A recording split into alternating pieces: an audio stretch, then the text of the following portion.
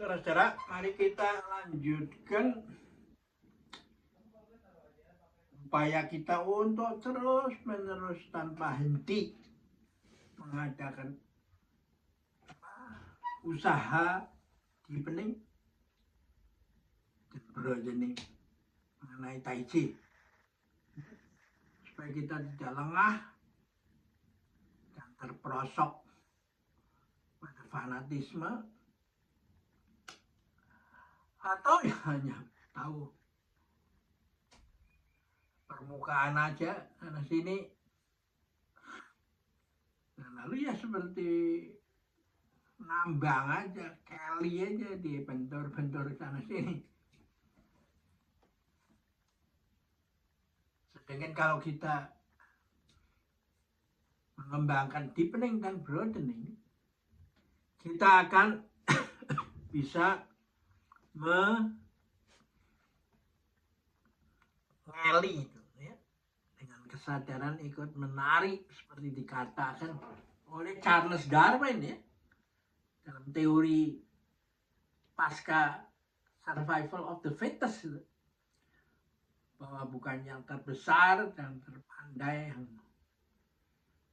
bisa survive, tapi mereka yang bisa mengikuti perubahan, ya. Disinilah Anda harus membaca ini buku yang menarik, Membangun Kesehatan Melalui Neuroeducation dalam Gerak, Pikiran, dan Musik, terbitin oleh penerbit Kompas, dan saya sebagai editor, ya. Jadi dari ilmu tentang Wing Chun itu,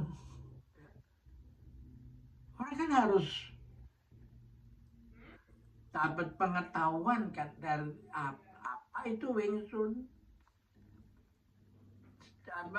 asal mulanya itu, dari mana itu diciptakan, dan mengapa diciptakan, dan mengapa menggunakan jurus-jurus seperti bangau, ya.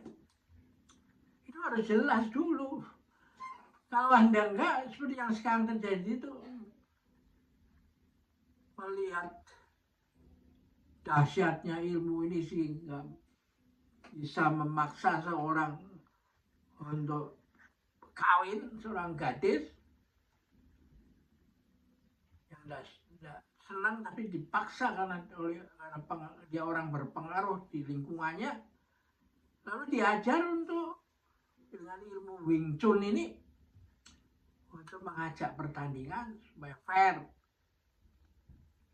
Dan kamu kan orang laki kan harus bisa mengalahkan perempuan kan. Kamu sekarang mau menaklukkan perempuan dengan cara koneksi uang apa segala pengaruh. Sekarang kita harus tanding dalam duel kungfu pibu. Kalau you bisa mengalahkan saya akan kawin. Tapi kalau you nggak bisa mengalahkan saya, ya, batalkan niat kamu untuk mengawinin saya, karena apa gunanya kalau nanti di dalam keluarga kita kamu yang saya tundukkan kan, dengan kamu yang harusnya kita bekerja bersama-sama kan. Ya, jadi dari dua ekstrem, laki itu mau mendominasi dengan kemampuan segala macam, uang, kekuasaan, relasi apa, memaksa gadis itu mengawinin dia, dan lalu si gadis itu diberi kesempatan mempertahankan diri kan.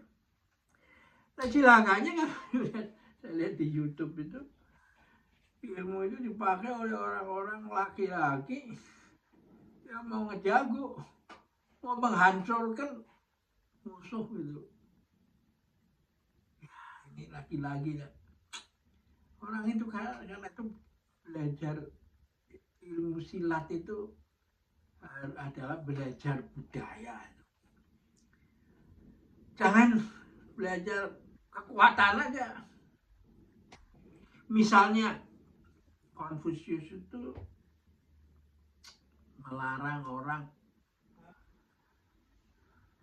memanah burung yang sedang tidur itu, karena dia tidak bisa melawan.